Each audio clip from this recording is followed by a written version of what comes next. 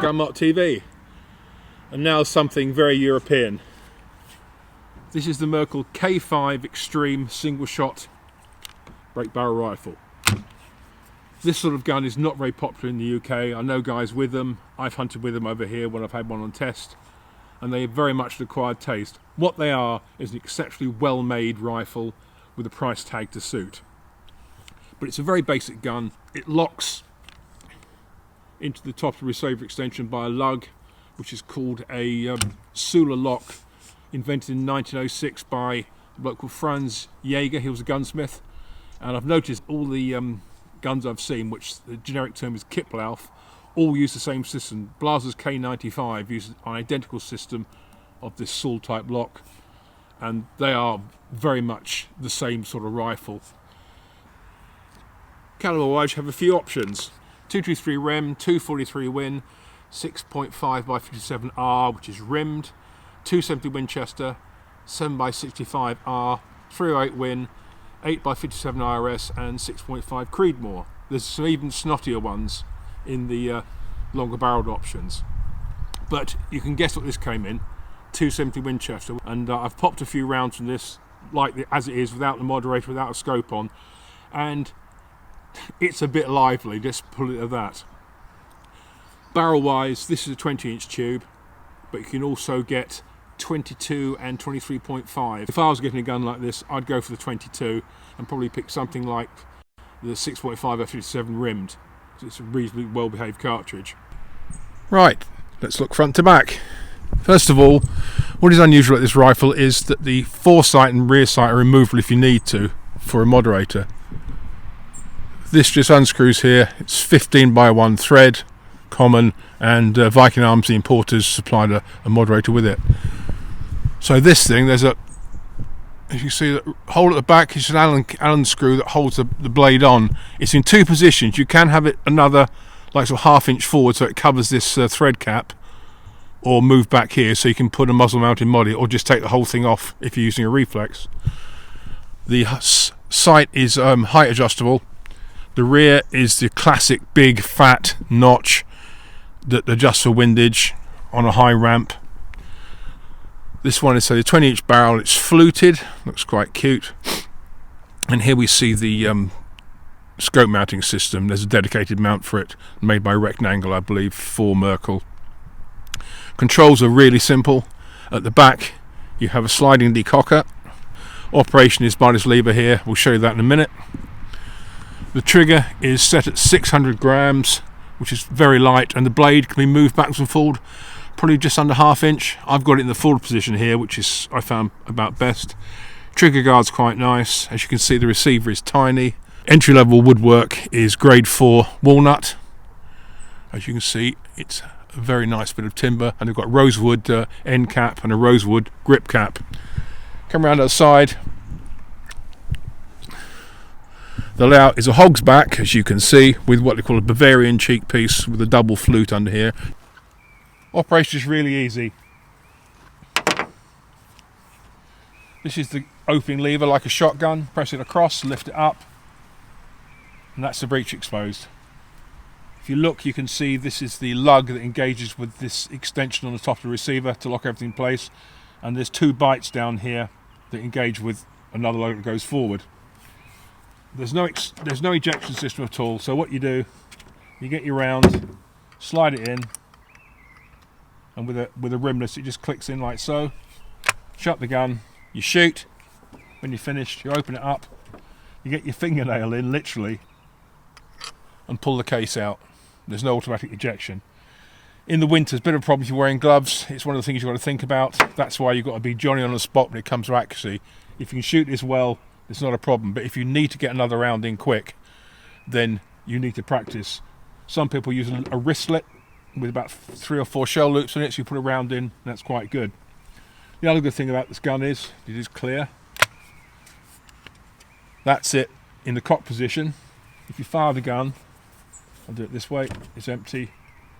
As soon as you fire, that pops down. Equally so if the rifle's cocked and you decide you want to unload it rather than shoot it, press the lever across and straight away that drops down again. It's the sort of rifle that you've got to think about. A lot of people buy these thinking they're beautiful and they're handy and they're shootable, all things true. But some people don't realise that you've got to be very slick on the reloading. You've got to understand the limitations of the system. There's nothing bad with it, it's just the way it is. Viking Arms supplied me with the Celeron Bellot 130 grain TXRG Blue, which is a non-lead, it's a ballistic, monolithic ballistic tip basically. So let's just see what this produces from a 20-inch tube. You notice I've now got a scope on and a moderator on, so that should make the gun a little bit more pleasant to shoot. Round in.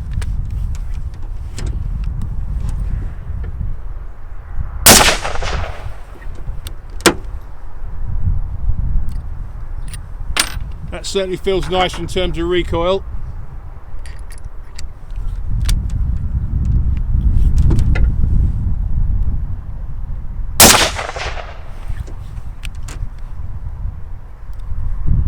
So as I said before, cases in and out, a little bit on the fiddly side.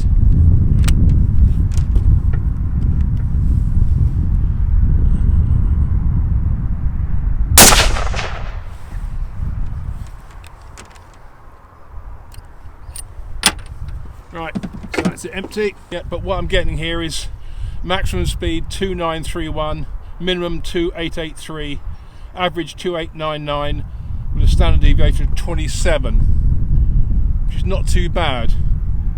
Obviously that's going to make over large deer legal, it's just a matter of calculating what it is going to be.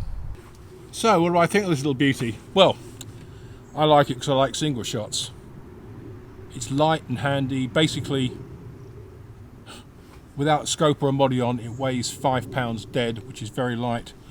And with a scope and moddy on, I suppose it just tips 7, which is probably the weight of an average hunting rifle before you put any glass on it. So it's only fulfills the job of being light and handy. The single shot actually is something you either love or hate. You need to get used to it.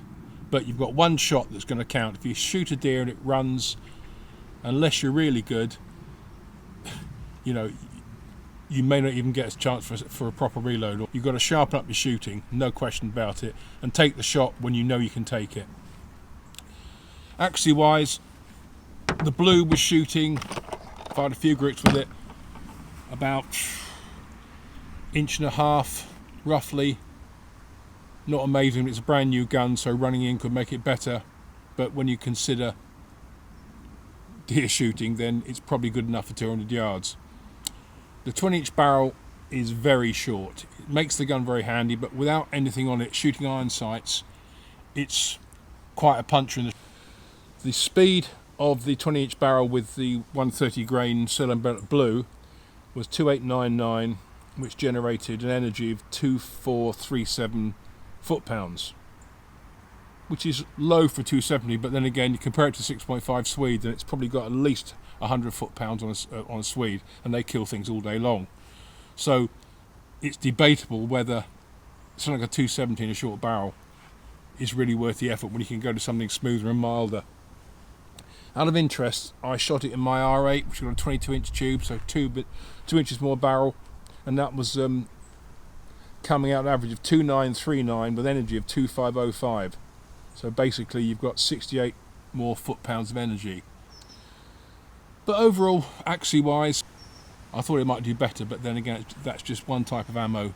You know, you can't judge a gun by one type of ammo, but that's all I had to test it with. However, that's good enough for most people, and I think that people with a gun like this will probably see it as a shorter range option, which it certainly isn't. But it's very nice.